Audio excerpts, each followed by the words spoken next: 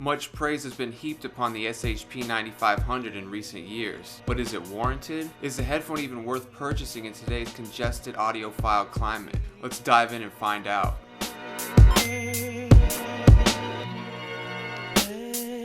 What's up, Basshead? Stuart Childs here, HomeStudioBasics.com, helping you make sound decisions leading to a beautiful audio experience that will make you fall in love with music all over again. So to answer your question, absolutely you should purchase one without thinking twice if you're a fan of pure sound. I'll extrapolate on that more in a sec. Do stick around to the end of this video, as I will be going over one downside to owning a 9500, as well as the question of amplification. So what exactly warrants a snap purchase of this headphone? Let's go over my top 5 reasons to consider getting one right away. Number 5. It's great for mixing and reference. This is a headphone that's going to help you easily find flaws in a mix and correct them.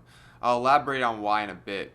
Not much more needs to be said, just make sure not to overcompensate on the bass. Number 4. Comfort and build. I've lumped these two in together because I feel like it. Both are incredible for the price, as you'll be able to wear the 9500 for long periods of time without much adjustment. They do sit a bit loose on your head, but I pretty much forget they're on, and that's certainly a huge asset when you're listening to music, let alone gaming, watching film, or mixing for extended periods of time. Build wise, they're mostly plastic, but it's a hard, rugged plastic, and the headband is made of metal. I enjoy the slight rotation that each provides, and I haven't had one single issue with these since I bought them in 2017. They are definitely built for the long haul, which is again amazing considering their meager price tag. Number 3.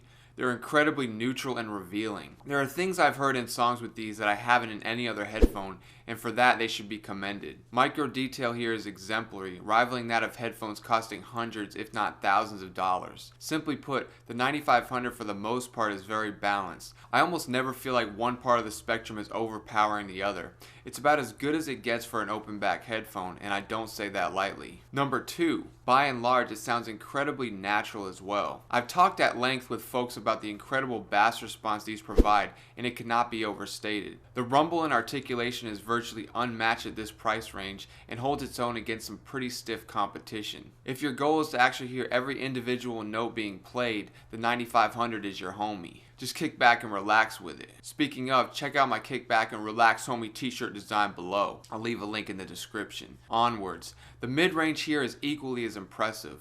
Vocals stand out but aren't too in your face, and the instruments sound lively and engaging. I never feel like the 9500 is trying too hard, and that's something you'll find incredibly valuable over the long term, especially as you start to hear more and more headphones and the pitfalls that accompany them. Number 1. Price to performance. What you're getting for the money is truly astounding. Soundstage and imaging is also pretty incredible for a headphone under $100. Not only is the 9500 great for most genres of music, but it also does incredibly well for gaming and film. The fact that a roughly $70 headphone can provide such an alarming, out-of-your-head feeling is simply remarkable and should not go unnoticed. Replace a stock cable with a Boom Pro and you've got a super cheap, highly effective FPS setup. Just use something like the Creative Sound Blaster X G6 and you've got everything you could ever want or need in gaming. With this headphone, I can pinpoint footsteps and sounds with ease. I'm frequently ripping the headphones off thinking what I just heard came from outside.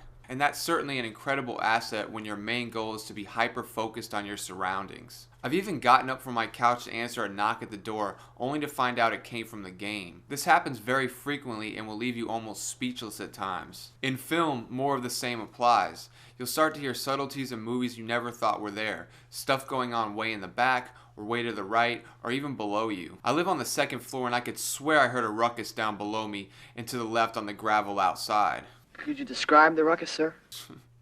So, now that we've discussed some of the main strengths of the 9500, what about its one glaring weakness? As good of a headphone as it is sound-wise, there's a bit of peakiness in the high mid-range, low treble area that can sound a bit too SE at times. Now, I don't personally believe it's as bad as some people make it out to be.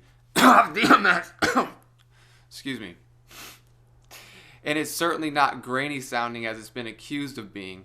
It's simply a bit too bright at times. Too hot. This is a small price to pay for everything else it has going for it though, and I wouldn't let it steer you away from owning one. There's a 98.87542% chance that you're going to love this headphone. Will you need an amp? Simply put, no.